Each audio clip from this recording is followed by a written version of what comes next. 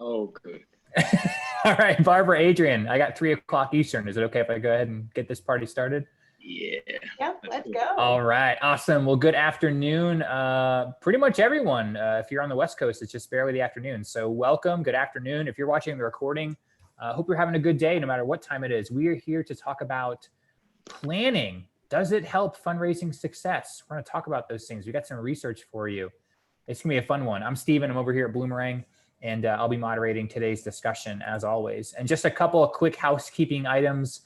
Just want to let you all know that we are recording this session and we'll be sending out the slides and the recording. You should already have the slides. I sent those out a few minutes ago, but if you missed them, don't worry. We'll get you the slides, the recording, the research, all the goodies. You won't miss a thing. Just look for an email from me later on today.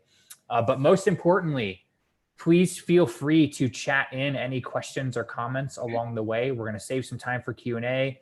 There's a chat box, there's a Q&A box. Send it in, we'll see it no matter what you do. We'd love to hear from you. We love for these sessions to be interactive, so don't be shy. You can also send us a tweet. I'll keep an eye on Twitter if you're into that, but we'd love to hear from you, so don't sit on those hands. If this is your first Bloomerang webinar, welcome, special welcome to you newbies. We do these webinars a couple times a week now. We love doing them, bring on great guest speakers, totally free, totally educational. If this is your first one, hopefully it won't be your last. I don't think it will be. This will be a good one in particular, but they're all good. But if you're wondering what the heck is Bloomerang, Bloomerang is donor management software. So if you are interested in that, maybe you're looking to switch sometime soon, maybe before the end of the year or into next year, check us out. Go to our website. There's all kinds of videos you can watch. You can get a real good sense of what we're all about without really having to get hounded by a salesperson. Who likes that after all? So check us out if you're interested. Don't do that right now. At least wait an hour because, wow, I got a couple of rock stars here. 2 of my favorite people ever, Barbara O'Reilly and Adrian Sargeant. Adrian, Barbara, how's it going? You doing okay? Very well. Very well. This is great to have you. Barbara's in DC, Adrian normally in England, but he is over in Kansas City. So we're all kind of aligned on time zones. And what can I say about you two? I mean, Adrian, you've been an awesome partner to Bloomerang. Your fingerprints are all over the software even. And Barbara, we've collaborated on so many things in the past, spoken together. And this presentation is kind of a result of our recent collaboration. Mm-hmm. Not that I really did anything except for, maybe look at a couple of questions. You all did the hard work on this research that you're going to be talking about. But if you don't know Barbara and Adrian, I don't know how that's possible, but just in case you don't know, check out Barbara. She's over at Windmill Hill Consulting, does a lot of really good work around major gifts, annual funds, campaigns. And Adrian, he's the director of the Institute for Sustainable Philanthropy. You may have known him from his days at the Lilly Family School of Philanthropy here in Indianapolis and Bloomington. And wow, I mean, talk about rock stars. So I've already taken up too much time away from you two. So I'm going to stop sharing my screen. And Adrian, I think you're going first, right? So I'll let you bring up those beautiful slides. There we go. Looks like it's working. Okay. Cool. Take it away, my friend. Great. Well, thank you. And thank you for the invitation. It's always a pleasure to do a project with our friends at Bloomerang. And as you've just heard, they have a whole range of different webinars that they run, and they curate some of the finest fundraising material on the web. So as has been suggested, check it out and see what else you can participate in. So what I'm going to talk about today is a project that Bloomerang co-sponsored with Donor Search and Barbara at Windmill Hill, looking at fundraising plans. And we're going to talk to you about the results, the headline results from that survey. And they've given me the job of talking about the statistics, which is always fun for 20 minutes. So I'll talk about the headline results, and then Barbara will give you more of a sense of what we think that means for professional fundraising practice. So that's how we're going to divide the session, and we'll leave some time for questions at the end. So what were we about in this study? Well, we were about seeing if we could identify what the link might be between planning, if any, and fundraising success. So if you get involved in planning, and you get involved in rigorous planning, and you use different tools and models and frameworks, do you have better outcomes in terms of fundraising success? We also wanted to get a sense of the kinds of planning people do right now. Is it a formal yearly process, or is it something that's more organic, more reacting to what's going on in the environment? We then wanted to know a little bit more about the specifics of their planning. So do they do internal and external analysis? And if they do, how do they do it? One of the things I was personally interested in is what do fundraisers mean when they talk about strategy? I mean, people say, oh, I'm going to write the fundraising strategy. What does that mean? We're also going to delve into how they implement that strategy afterwards, the utility that they perceive they get from that planning process, and anything that kind of mediates the relationship between planning and success. And one of the biggies there, to be frank, is culture. So we're going to talk about all of those 7 objectives. Before I get into that, though, a little bit of housekeeping. Who did we talk to? About 325 fundraisers. That understates our sample to a degree because those are people who completed the whole thing. As you're about to see, it was quite a big questionnaire. And so there were actually more people that engaged with it than the 325, and I've included them in the results where I can. Largely US and Canada based sample, a little bit of Europe, tiny bit of Australia, but largely the US. And a very similar gender split to the profession, 77% female and 23% male. Average age of the participants was about 48. 17% of them hold the CFRE certification. So these are, I'd say, pretty experienced fundraisers, coming from a very wide range of organizations, size-wise, but also in terms of category of cause. So it's a nice spread of opinion, I think. So that's the who. Let's dig into the first of these objectives. So is there a link between planning and fundraising success? Well, boy, yes, there's a link. And I'm going to talk more about that link as we go through the presentation. But some facts that we found that I thought were interesting over the survey is that 72% of fundraisers have a plan. And that's good news, except that that also means, of course, 28% don't have a plan, which probably isn't so good news. Larger organizations, more experienced fundraisers, more likely to plan. I guess that's kind of logical, really. And planning is related to success in terms of fundraising income. It's related to donor retention and loyalty. And it's also related, interestingly, to the degree of confidence that fundraisers have that they can achieve their objectives this year.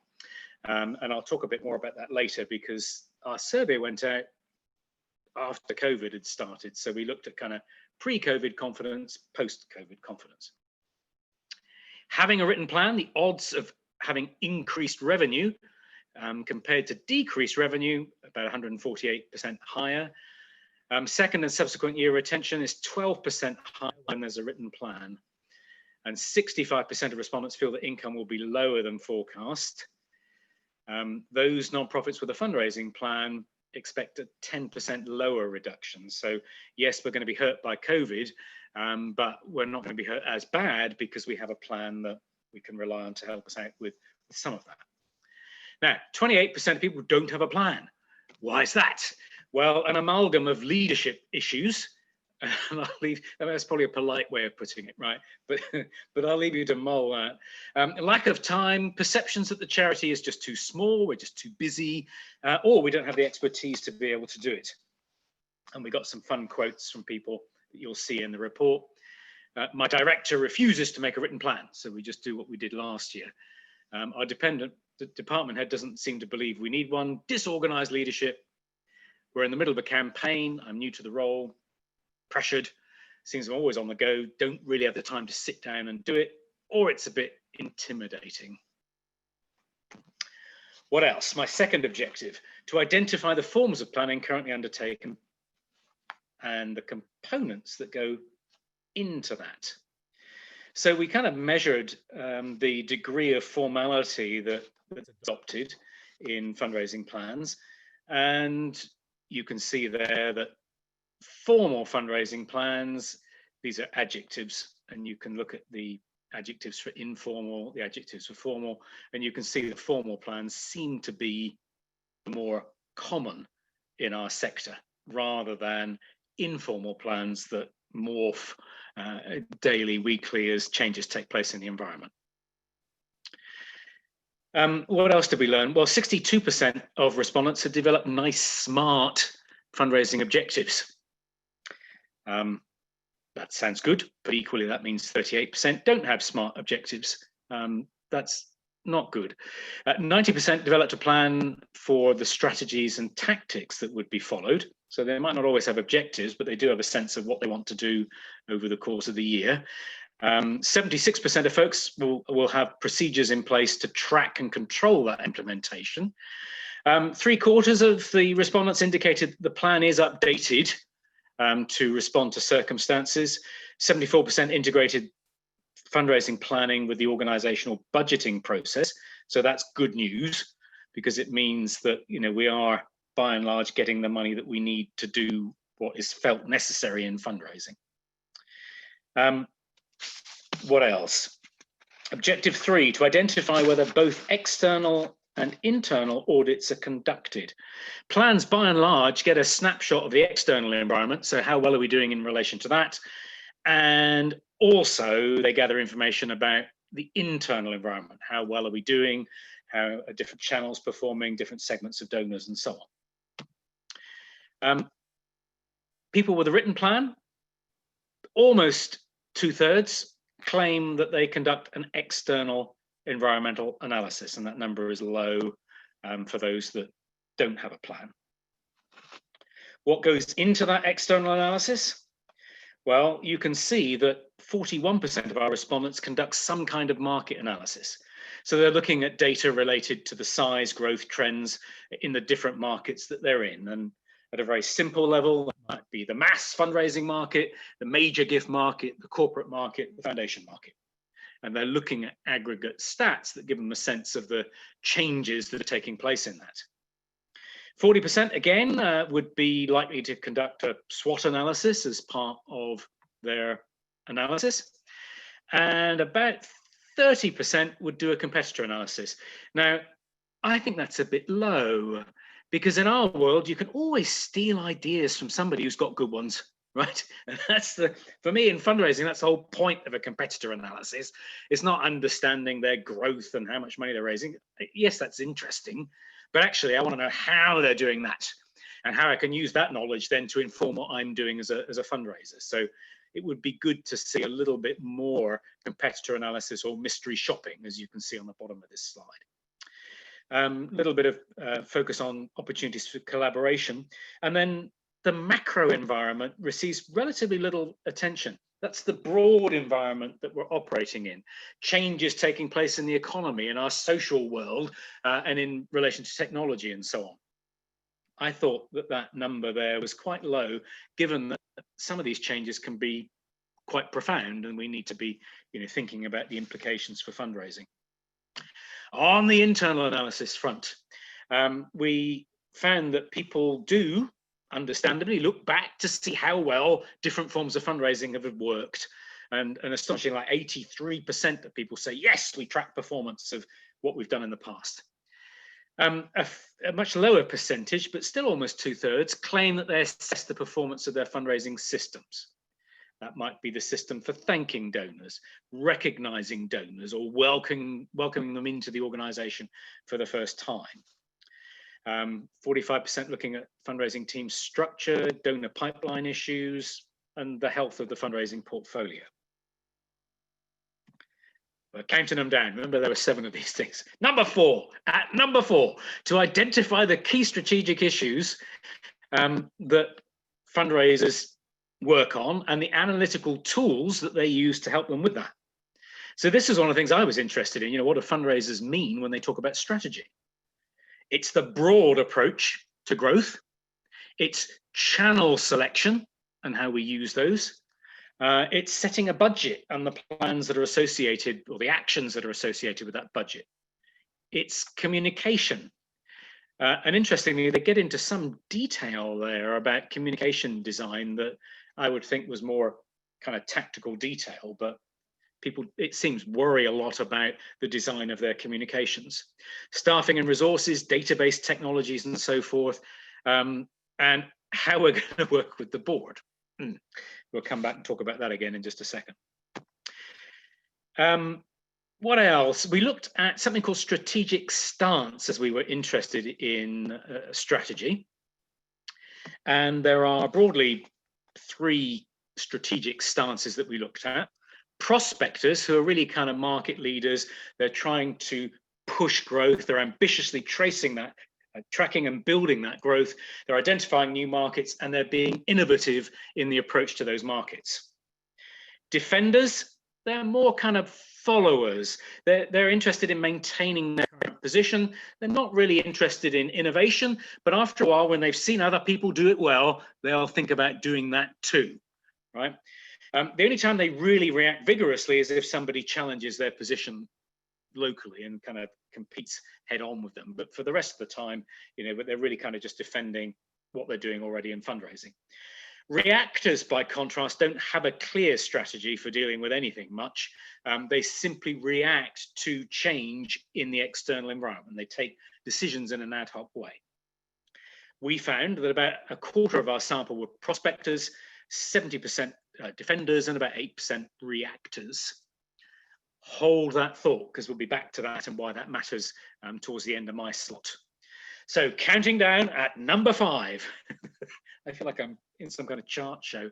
To identify how plans are implemented and the regimes in place for that implementation. Well, the scores here, we measured these statements that you can see on 7-point scales.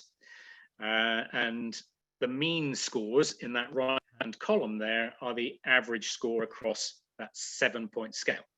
And then just to make things a little easier to interpret, I condensed our original scale down to 3: disagree, kind of neutral, agree. And you can see that there's a lot of effort is spent in tracking the performance of fundraising as it unfolds. 88% pretty much of folks are routinely tracking that performance. The one number I draw your attention to, particularly in this table, is the 3rd statement. We routinely benchmark our performance against others. And you'll see that's a low percentage. So although we routinely track our own performance, we've got less of an idea as to how well we're doing relative to others in the sector. I thought that was interesting. Accountability, again, large numbers here. Yes, we're held accountable. The board, senior management, hold us accountable. Progress against the fundraising plan is a factor in my appraisal. 70% of folks agree with that. So there's a fair amount of tracking and accountability that's taking place. What else? Down to number 6 now. Identify the utility that fundraisers perceive from planning. And there are some really large numbers in this table, right? So 95%, almost all of our respondents believe that fundraising planning is an immensely valuable process. And there's learning in that for the organizations, I think, that don't quite think they've got enough time to be able to engage in fundraising planning. People who do it perceive they get a lot of value from it. They also perceive they get a lot of help increasing the effectiveness of their fundraising activities. You can see that down towards the bottom of the table. And they reasonably regularly consult with the plan when they're taking decisions. So there's a fair amount of utility lurking in there.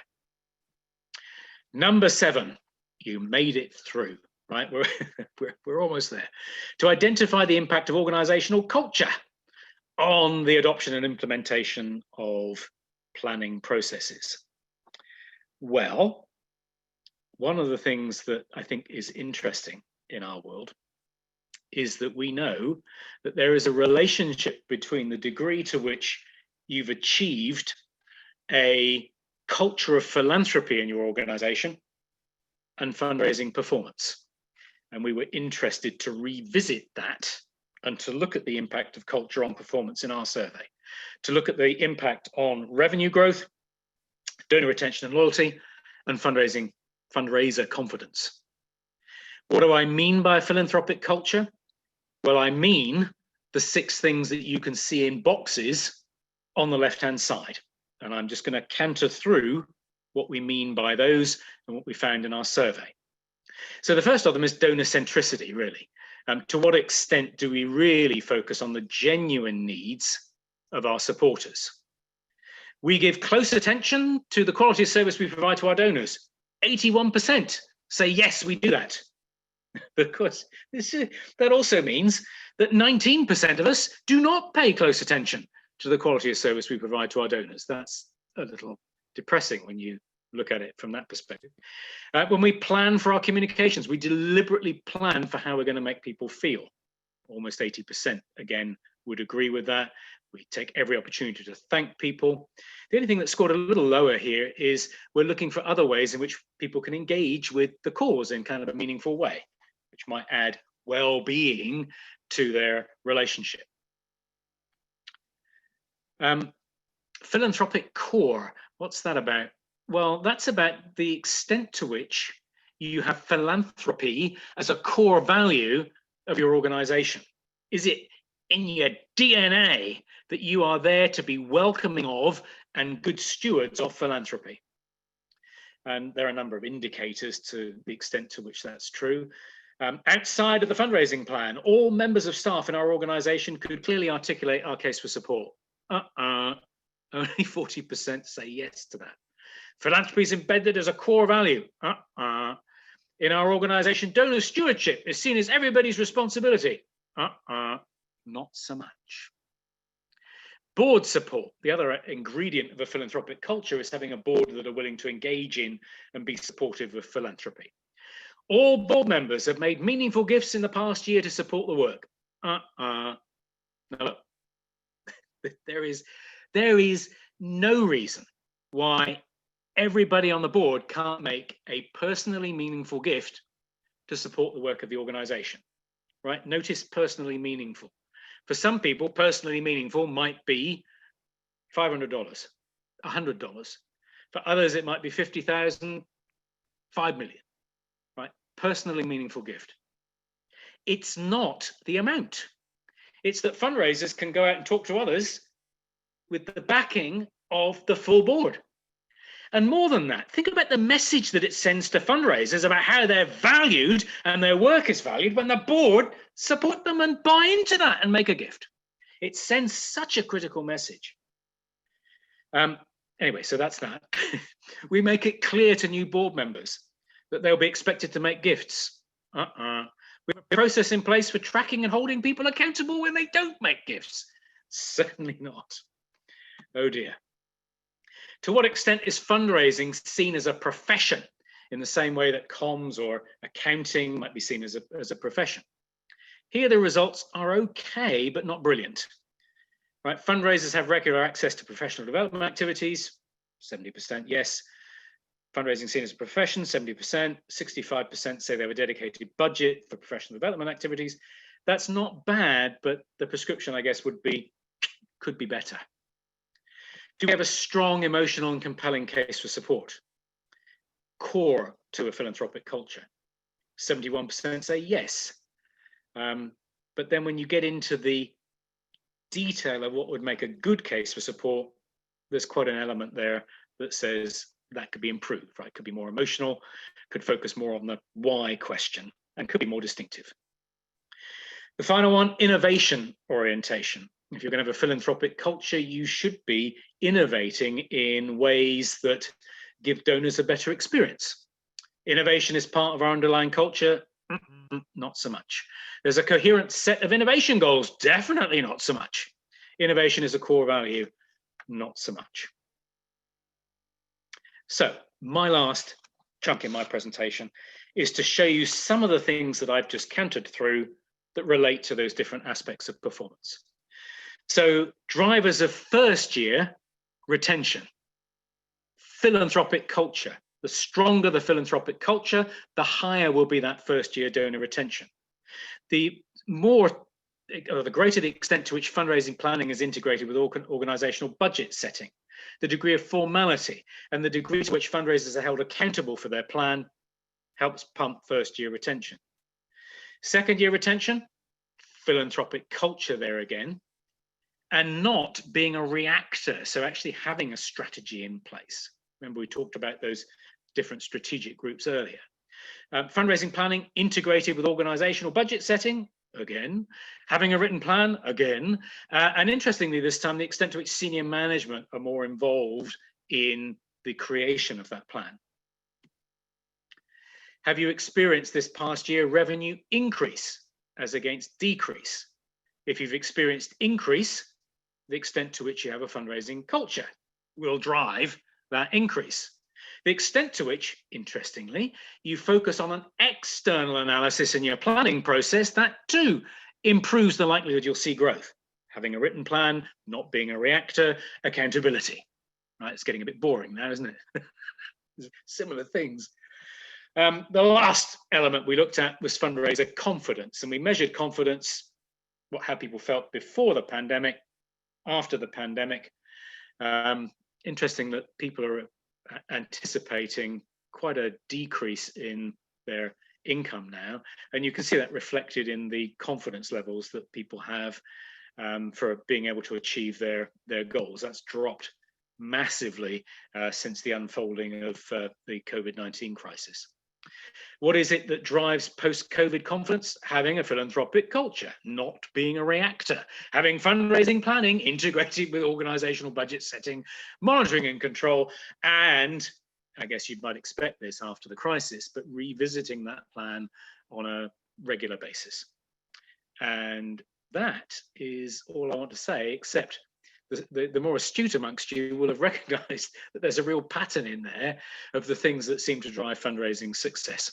Notably, I think, having a philanthropic culture. But that's me. Those are the headlines. Handing over to Barbara for what that means. Thank you, Adrian. Okay. You're always a tough act to follow, I have to say. Okay. Hopefully you all can see this. So I have to just throw in a little bit of props. This has been, it was a great deal of fun to be able to partner with Adrian and his team at the Institute, and with Stephen and the Bloomerang team, and with the Donor Search folks to really dig into this research and to pull it all together. And I am not kidding when I say Adrian's a tough act to follow, because he's got such a depth of experience and research knowledge. And these findings are really fascinating, because it did start with a question of, we have this anecdotal knowledge or belief that having a fundraising plan leads to fundraising success, but we didn't have the data to really back that up.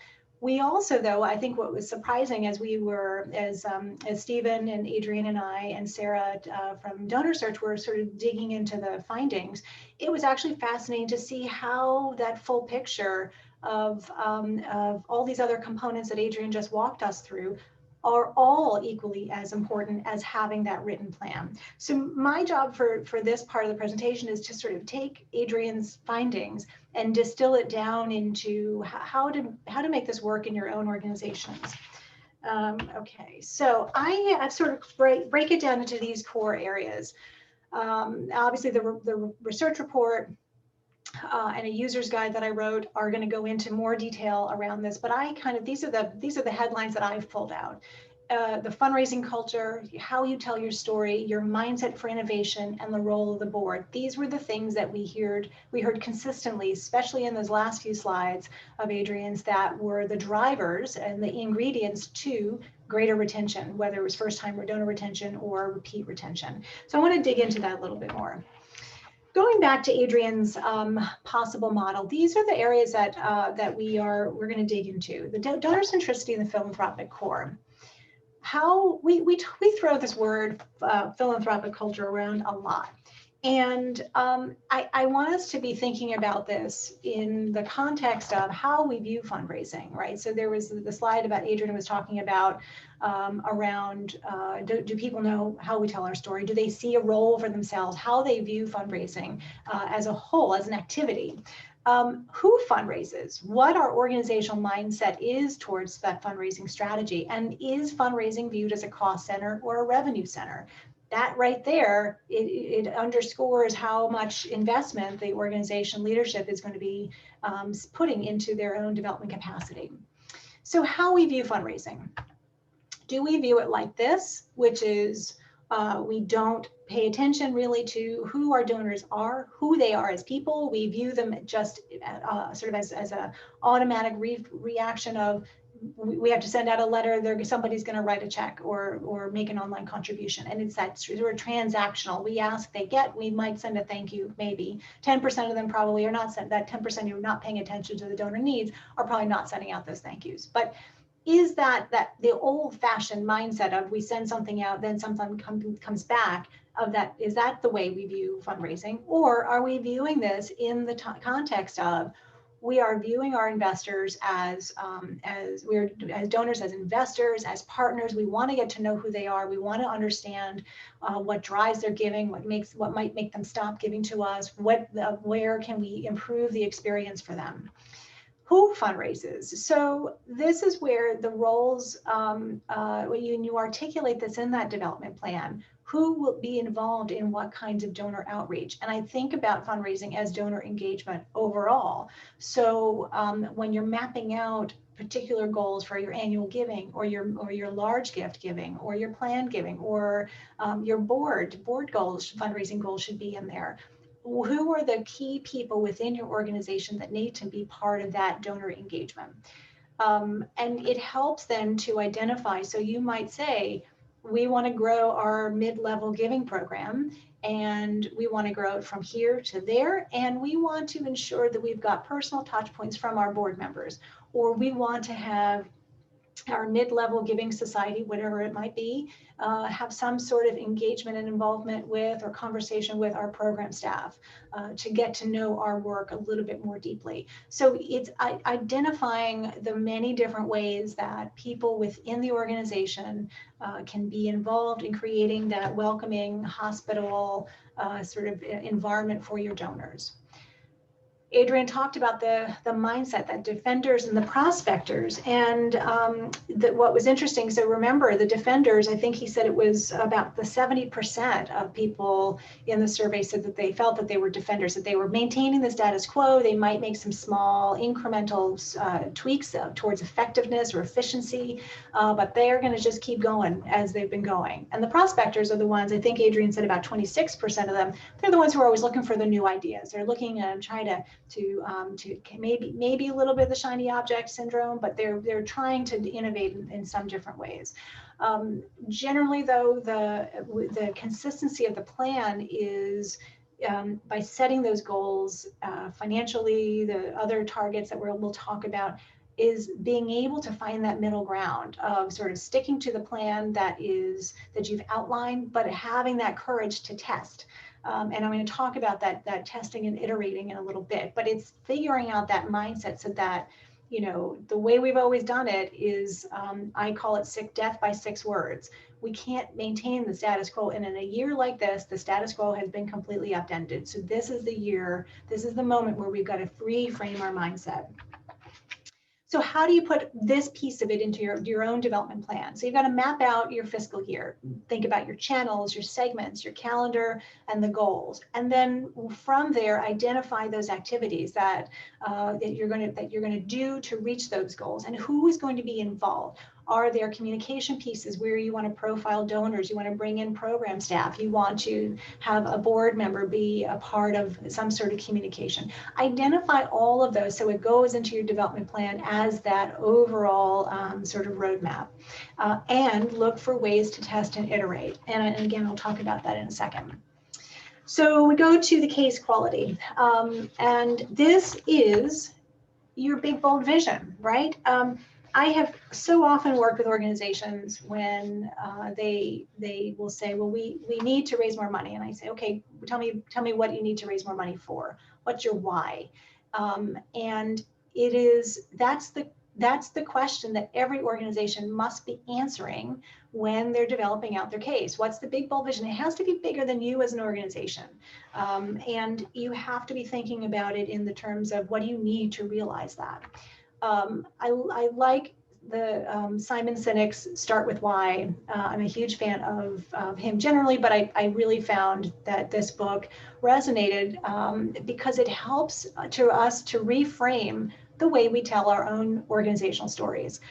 What he talks about in a nutshell is that the what and how, when we talk about our organizations, and I bet if you stopped and if I met you on the street and we were in a non-COVID world and I said, tell me about wherever you work, you would tell me about what you do and you tell me about how you do it.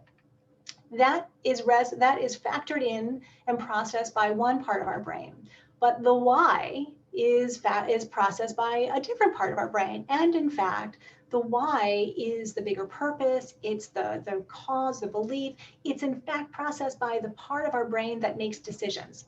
I know we think we're rational people, but the part of our brain that controls our emotions also processes the why question. It's also the part that makes decisions. So we've got to remember that our case is grounded in why. Why is this problem urgent? Why are we as an organization best positioned? Why should I as a donor care? How will I know that you as an organization have made a difference? And that goes to the sort of the tracking and the program evaluation that organizations in general, are best to be doing. But these are core questions that help to support that overarching why. So in a year like this, everybody's why is being tested and redefined. Your why now has to be in context of everything this year has been throwing at us. And it's so unusual because in my 25 plus years in this business, every organization, every nonprofit has been affected in some way, shape, or form by what's happening this year, everything that's going on. So it's okay, and every donor, though, frankly, has been affected as well. So it's okay to reframe your why in the context of what's different now in light of the coronavirus, in light of the urgent calls for social justice. We've got a contentious election in less than 5 days away. What's your why in the context of all of this? What are you learning? What are you doing more of? What are you changing because of the increased needs and demands for your programs and your services? And how does that change into the why, your program delivery? So what do you need to do more of or pivot from to address everything that is now before you? So you see this cadence, right? Your why is now put in a very different light. Your why becomes the how. It leads into the how you will do what your why is. And then the donor piece of it, how can I help? What does this all mean for you as an organization, for your short-term, long-term sustainability, and where can the donors join you on that journey? This all now becomes part of your fundraising ask. And I'll say that donors are waiting for this. They want to know how you're doing as an organization, how your staff are doing, how those you serve are doing. They want to know what's happening financially to you, or what you're thinking for the next year, because we're not out of this, right? We are looking at 2021 for the duration of this. So share with them these stories and be authentic and vulnerable with them to say these are things that we don't know, or gosh, we're facing these challenges, but we're going to try to problem solve through this, but we want you to join us. So how to put this into your own development plan is think about the calls to action. The calls to action are likely going to be the same, but there are probably some ones that are going to be new. How can you inspire your donors to do something for you?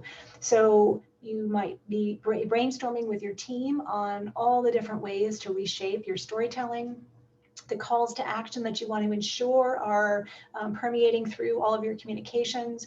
Ensure that your activities and the timeline are are implemented through multi-channel or omni-channel, whichever term you want to use, so that you are meeting your donors wherever they are. And what's fascinating is some of the research I've been watching from the early days of the pandemic, where of course we've seen online giving surge, Facebook, giving, Facebook fundraisers record levels. Majority of people have been on their devices significantly more than ever before.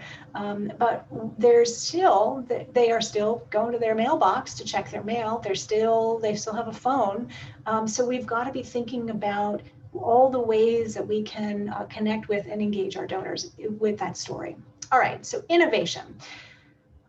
This is one of the other pieces that I found particularly interesting in the research. And we often think about this as, sort of fancy, inventions, and, feels, 22nd century now, and it feels sort of out from space, right? But think about even this year alone. We have seen innovations in technology, in medical research, in nonprofits have been embracing changes at a record speed this year because of the pandemic and the resulting work from home sort of force that that we're in. But what does innovation really mean? Again, kind of like culture, it's one of those vague, it can feel vague. Here are the buzzwords, right? I'm a huge fan of the podcast How I Work. That's hosted by the founder of Inventium, Amantha Imber, and I'm a little bit obsessed with that podcast, I will admit. But what they're an innovation consultant, and what they define innovation as change that adds value. So quite simply, it can be incremental, it can be disruptive. So incremental could be just making those little nuances, doing your evaluation that Adrian was talking about in his slides, checking, doing a little check, are we moving or making progress? So where do we need to make slight tweaks to our work? Could be disruptive, like the digital camera was to photography. It could be that severe of a disruption. But the reality is that innovation is any kind of change, whether it's incremental or disruptive, that comes from testing and iterating. So in fundraising, we talk about this as, I translate this as, we've got to resist the inertia and that mindset of we've always fundraised like that. And you saw that in Adrian's slides as well around mindset and sort of culture. Take a hard look and use data, and we'll talk about data in a second, and really look at where can we do things differently. Now, COVID-19 has shifted everything. So what you might do is look at, if you can spare a little bit of time, catch your breath from this whirlwind of a year and do a little analysis. Where have you had to do things differently fundraising wise? What changes or what noticeable trends have you been seeing in your own donors' giving patterns? Maybe you've seen a surge of first-time donors. That's worth noting. Maybe you've seen some, I know from Bloomerang's research earlier in the pandemic, they spotted an increase in lapsed reactivation, lapsed donors who are coming back to the organizations they formerly supported. So take a look at that. Use the comparison against the good old days pre-COVID of 2019, and figure out how do we implement those changes for the future. Be like Picasso. So Picasso said, good artists copy, great artists steal. And I think that's a really important quote to keep in mind. So the mystery shopping that Adrian was talking about in one of his slides, get a sense of what are your peers doing? Where are there some good innovation, good outreach, donor stewardship, donor communications, approaches that you might think that might be working for you? Build innovation into your budget. So my friend, who I know is on this webinar today, is the Chief Development Officer at a performing arts organization, and he has for his team a fail fund. And what the whole idea is, and it was inspiring when I first heard it, it was one of those little light bulb moments for me, was that they built into their fundraising budget, their expense budget, I don't know, a certain amount, maybe 5,000, 10,000, something like that, where his team had the bandwidth, they had the freedom to try something different. So that could be trying a new segmentation approach, maybe a new acquisition approach. It could be testing some new technology. It might be using some sort of automation that will help to improve that quickness of communication with your donors. It could be testing out a giving society that you want to roll out, for example. But the idea is that allow yourself a little bit of that financial cushion. Maybe it's only a couple $1,000s to be able to test and fail. Failure is okay, because from failure comes learning. At least it should come, learning should come from that. So the idea is that if you can test appeal styles or language or timing or type of outreach, your involvement of boards and program staff, all of those, if some things don't work, learn from it. Why didn't it work? And then build in that regular cycle of testing and iterating. That's where innovation really comes from. And allow yourself and encourage your team and your executive leaders and your board to embrace that failure is okay. You're going to learn from it. All right, so Adrian talked about the internal analysis, and I want to just give you a few metrics that I feel like are probably useful to share. Trends. So your own internal analysis should be, what have you been doing over the last 2 to 3 years? Now, again, 2020 is going to be a whole anomaly, but go back a couple of years. What have your trend lines been? Where can you easily build? Where are the gaps? Where are your biggest risks? So if you have been more heavily dependent on one revenue source over the others, you better figure out how to balance that out. Unfortunately, this year might be the year that's too late to figure that out, but it's still important to keep in your line of sight. Donor retention.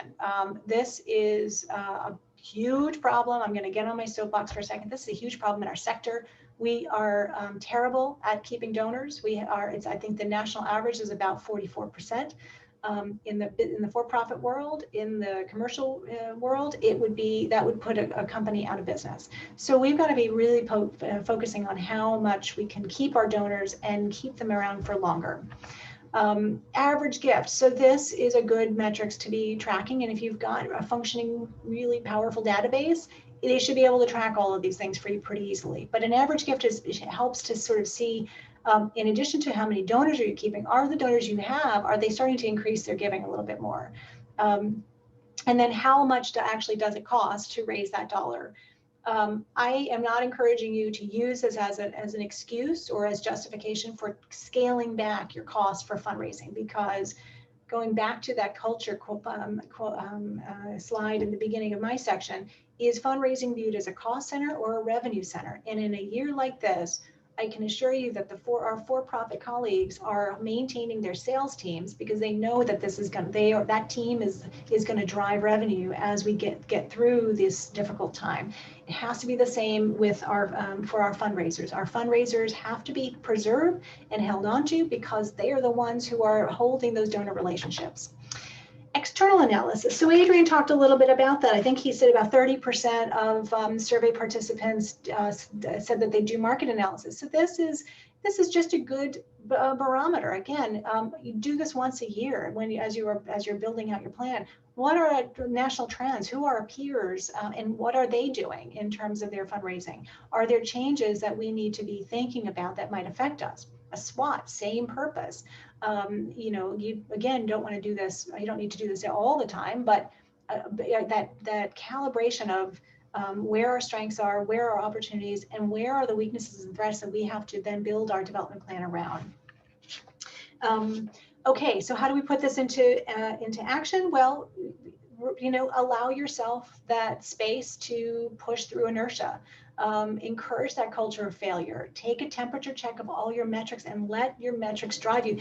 I always encourage clients when I'm working with them on development plans to put those metrics in. So we have that baseline of where they are, and then where do we want to grow to? And I actually encourage them to share those metrics with their boards so that the boards can see that fundraising is not just how much money is raised, but then all those other pieces below the surface around how many donors we're keeping, whether they're upgrading their giving, is a file size growing, all those things help to inform whether or not you're going to be positioned to raise money. And guess what? It all goes into how you're engaging your donors, how you're planning your fundraising overall.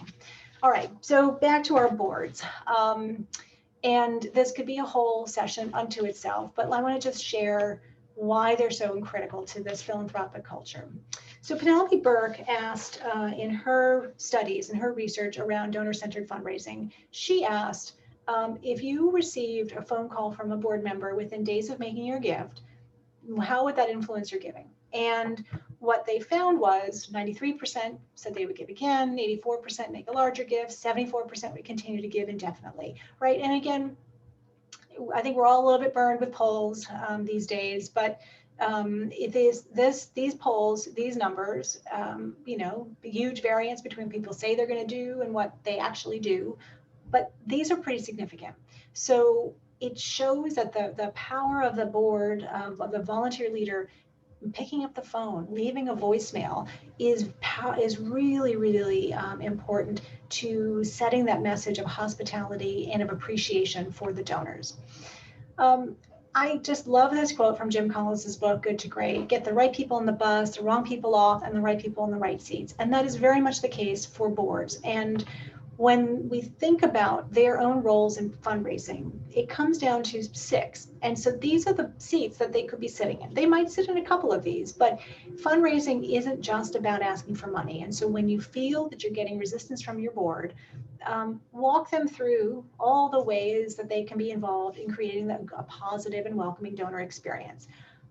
Make it required though. I mean, when I'm doing board trainings, I say, donor and steward are the 2 non-negotiables. Those are 2 things that every board member needs to be doing.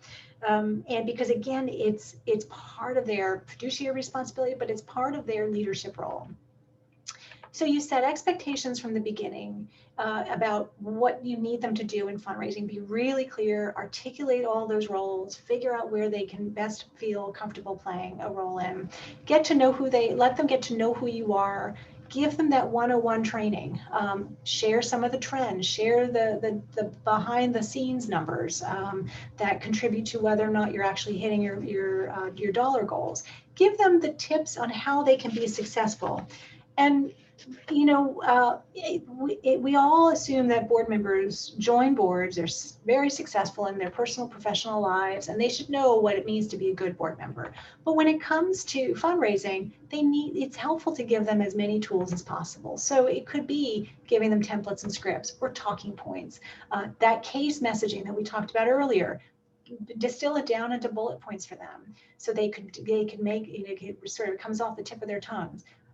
Help them before they have a donor meeting. Help them with canned calls to action. So if somebody asks them at a cocktail party, again, post-COVID, what can I do to help? They've got those 3 things that are easy to say.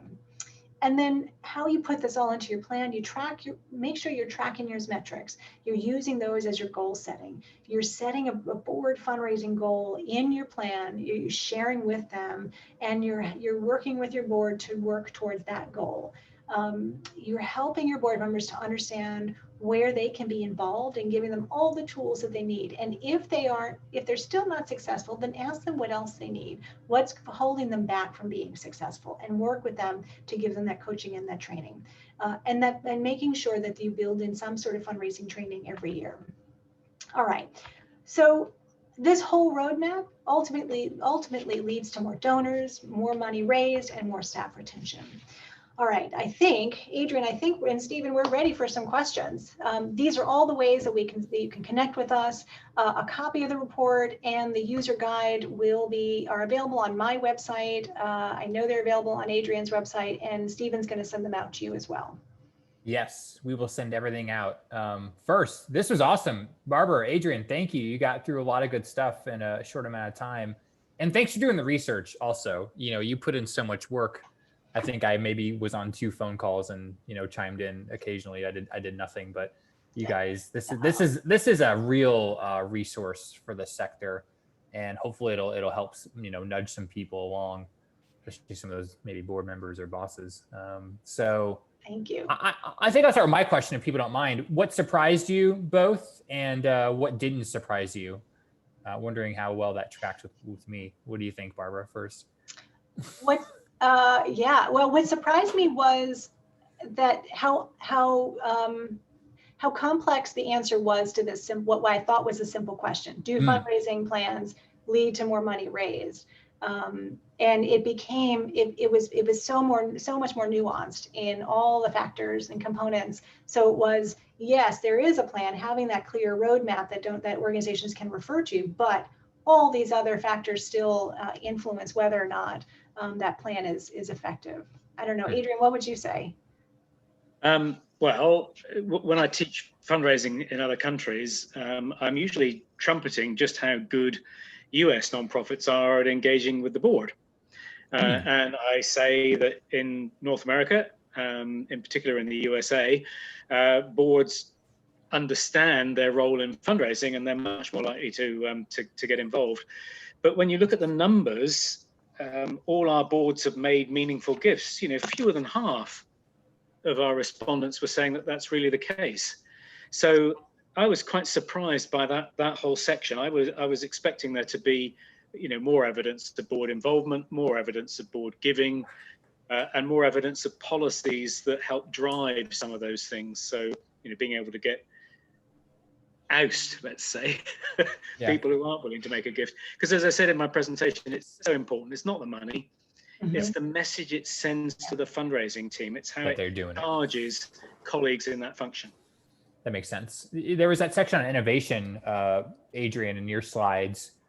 A couple of people have asked about why you think those numbers were so low. Why is it that innovation is kind of something that it just seems like it's something that we're behind on compared to maybe the commercial sector? And I know the comparison isn't always fair, but what do you think is holding us back from truly innovating?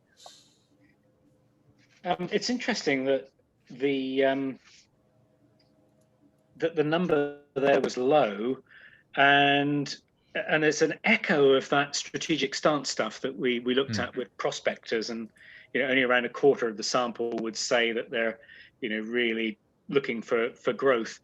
And I think there are relatively few, or one thing I've learned from the survey is that there seem to be relatively few organizations that are really driving with ambition for growth.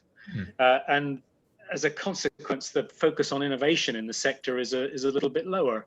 That makes sense. And I think, that if you get the balance of the fundraising right, you can achieve that growth without borrowing it from somebody else. You can achieve that growth by growing the philanthropic pie. And that's another thing, of course, that innovation does. It allows that potential to grow the philanthropic pie and to grow philanthropy in the States. And as a profession, we've singularly failed to do that. It's been stuck at around 2% of income, however you measure it, since the dawn of time. So I'm disappointed by that, and that'll be one of the things that will change as we come out of the pandemic, because I suspect we've seen more innovation in the last few months than we've seen for quite a long time. Yeah, I would add that I think it's fear also. It's just underlying fear. There's fear because development teams have limited budgets, and they're going to stick with what they know that has worked in the past with that limited budget. And if they try something that's a little bit different, try a new acquisition model or try a new technology, and it doesn't have that quick return on that investment, then they're going to feel like they failed. And then, gosh, we could have used that money to do something else, what we used to do that we knew worked. And I think we've got to allow ourselves that courage to say it's okay to test and iterate and fail. Yeah, I think that's bang on. I think failure is the acceptable cost of innovation. Anytime you're involved in an ambitious growth project, you must expect that there will be some failure along the way. So you have to redefine that. Failure is not, we tried it and it didn't work. It's we tried it, we got a set of results, we learned from it, and we're going to take that learning and apply it to what we're going to test next. And it sounds like a subtle distinction. It's not. There's a big difference between those two ways of looking at failure. Absolutely. Well, geez, I feel like I could talk about this stuff all day with you and have before. But we're getting close to the hour. How can folks get a hold of you two if they want to keep the conversation going? We didn't get to all the questions. There's some good ones in here, but I want to give folks an opportunity, if that's okay with you. yeah, our contact details will be in the slides that, Yes. that folks are about to receive, and I'm sure I speak for Barbara when I say, and if you have any questions, don't be afraid to reach out. Awesome. Yeah. You two are awesome. This is fun. This was Thank fun. you for doing this. Thanks, This is a Stephen. real treat. It was nice to see your faces. You know, usually I'm seeing you a couple times a year, but this is a good consolation, a gift through Zoom, I guess. So, and thanks to all of you for hanging out. I know it's late in the day and late in the year, so I appreciate all of you hanging out. We got some good webinars coming up in November. This isn't our next webinar, but it's one I just wanted to call out. It's a popular topic. Grants. My buddy Margaret Bros-Depoyer is going to come on and talk about grant funding. She's kind of my go-to. But there are really a lot of good sessions on our webinar page on through into next year already. It's hard to believe. So check that out. We'd love to see you on another session. But we'll call it a day there. Look for an email from me with all the slides, the recording, the goodies. We'll get you the research. It's being beautified from what I heard from Barbara, but we'll get that out real soon. And hopefully we'll see you again on another Bloomerang webinar. So have a good rest of your Thursday. Have a good weekend. Stay safe, stay healthy. Vote next week if you can, if you're able. And hopefully we'll see you again on another session. Bye now. Thanks, everyone. Thanks, Stephen. Thanks, Adrian. Yeah. Bye-bye. Bye-bye.